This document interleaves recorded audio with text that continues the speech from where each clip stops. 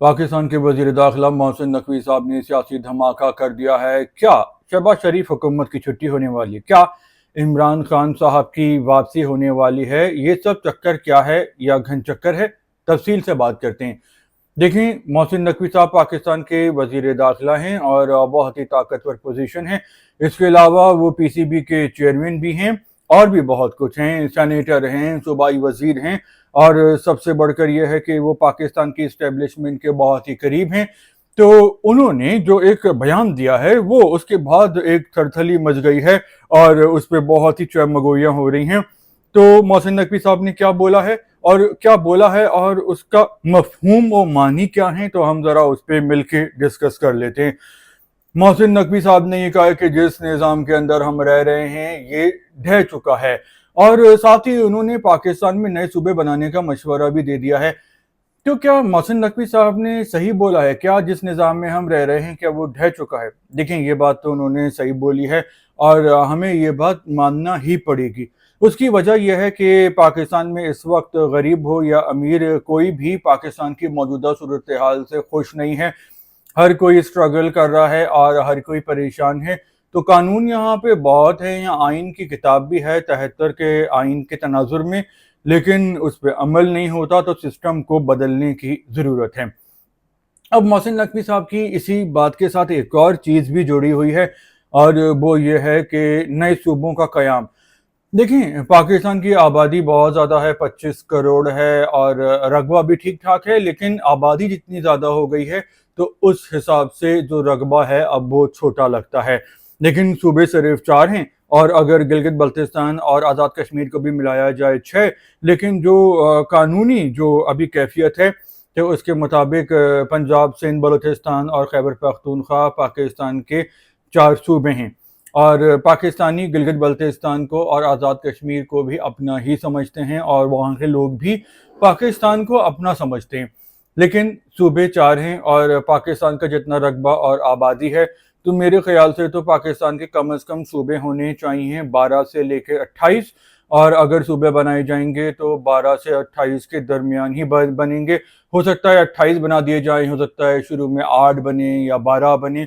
अब क्या सूबे बनाने चाहिए? देखिए, मेरा ख्याल है सूबे बनाने चाहिए, क्योंकि अभी मसले मसाइल ये हैं कि इतने बड़े बड़े सूबे हैं और जो हुकूमतें उनको चला रही हैं तो वो उनको संभालने में नाकाम हैं।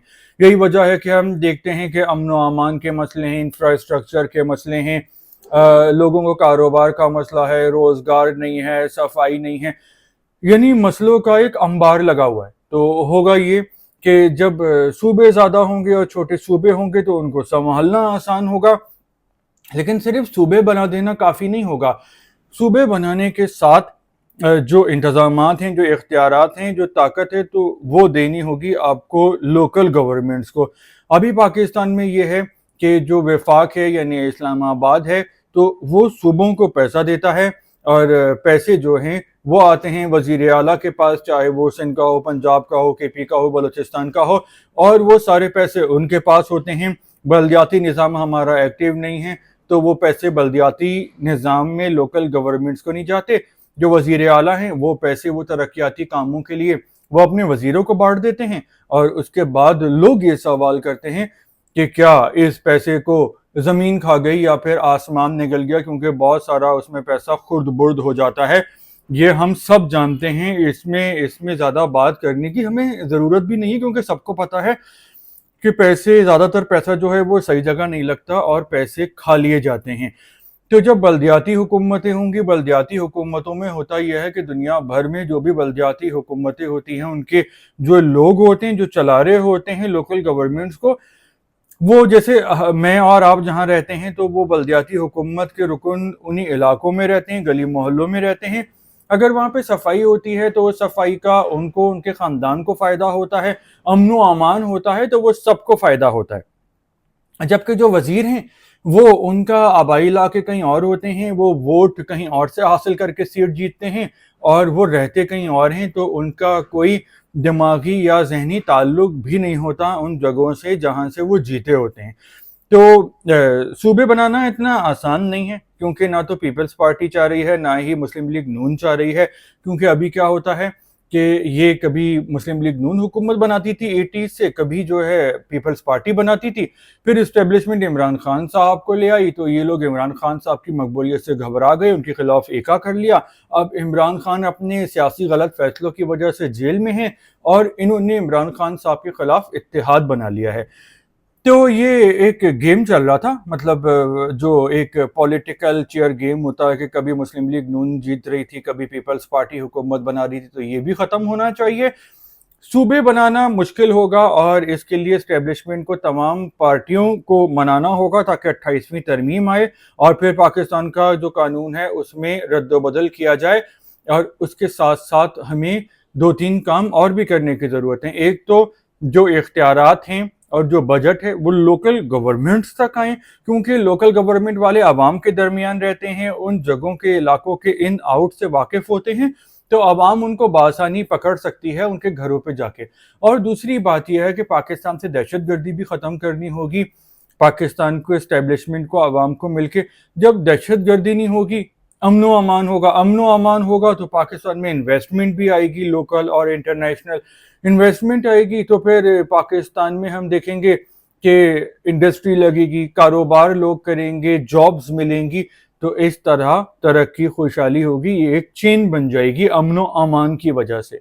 امن و امان، ترقی خوشحالی ہوگی تو پھر سب بہتر ہوگا، عوام بھی چین کی بانسری بجائیں گے۔ تو میرا تو یہ خیال ہے کہ نئے صوبے بننے چاہیے اور نئے صوبوں کے بننے کے ساتھ ساتھ جو ہے وہ باقی معاملات بھی جو ہے اس پہ بھی کام کرنا چاہیے۔